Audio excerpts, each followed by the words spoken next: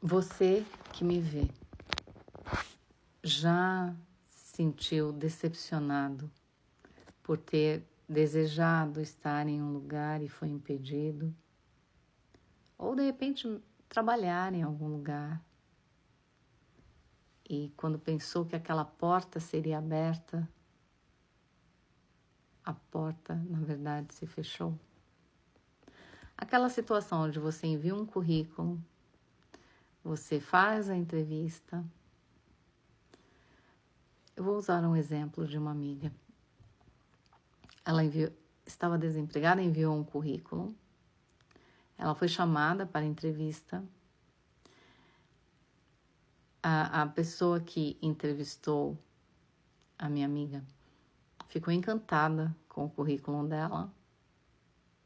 E de repente, numa fração de segundos, disse que ela não poderia ocupar a vaga. Uma outra amiga gostaria muito de ir para os Estados Unidos e quando foi tirar o visto, foi negado. Não havia nada de errado com ela, trabalhando, não é? Ela respondia a todos os critérios, porém o visto foi negado. E ela voltou para casa murmurando, reclamando. Ela gostaria de viajar nas férias. Isso é muito mais comum do que imaginamos. E quando isso acontece, quando somos rejeitados por uma empresa, quando não conseguimos atingir o nosso objetivo, quando não conseguimos estar onde desejávamos estar, nós damos o crédito para o inimigo, não é? Ah, isso é coisa do mal, que impediu a minha bênção. Mas você já parou para pensar que quem fechou a porta pode ter sido o Senhor?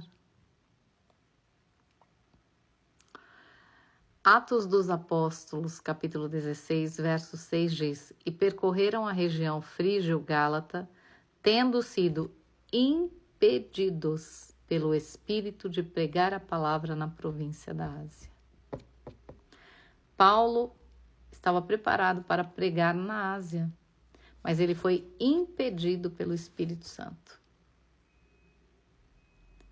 Imagine se Paulo pensasse, não, esse é o inimigo que não quer que eu pregue na Ásia. Mas sabiamente ele compreendeu que foi o Senhor e se tranquilizou.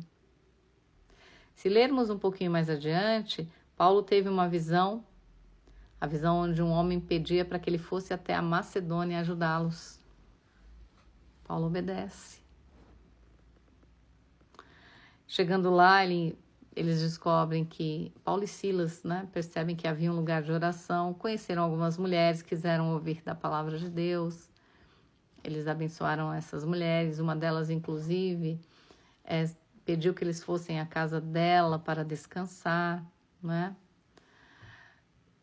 Mas, seguindo para esse lugar de oração, eles encontram uma moça que era usada por um espírito adivinhador. E essa moça sofria tanto no nível espiritual, porque era possuída por um espírito, quanto no nível físico, porque além de ser escrava do espírito, era escrava de homens que a utilizavam para ganhar dinheiro com as adivinhações. Então veja, Paulo estava onde ele deveria estar.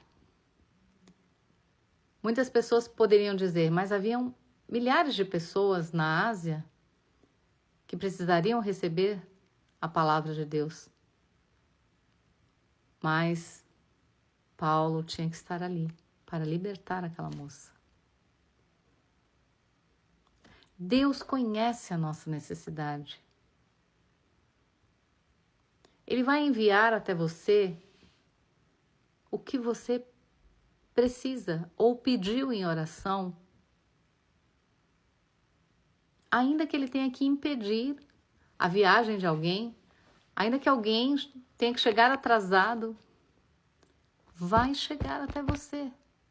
Mas ele também pode impedir quando ele não quer que você avance. A minha amiga não conseguiu tirar o visto. Mais tarde, depois de tanto murmurar, alguns dias depois, ela soube que o lugar onde ela estaria foi devastado por uma tempestade, essas muito comuns dos Estados Unidos, esses ciclones, né? Deus sabe de todas as coisas.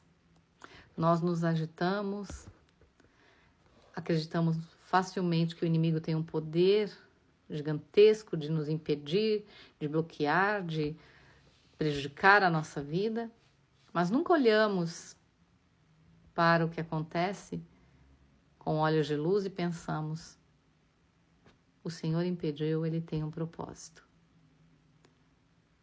Porque tendemos a crer que o mal tem poder. E em alguns casos, muitas pessoas creem que o mal tem um poder muito maior do que o próprio Deus. Mas Deus tem o controle de todas as coisas. Por isso a Bíblia nos ensina a sermos gratos. Em tudo dai graças. O próprio apóstolo Paulo ensina isso.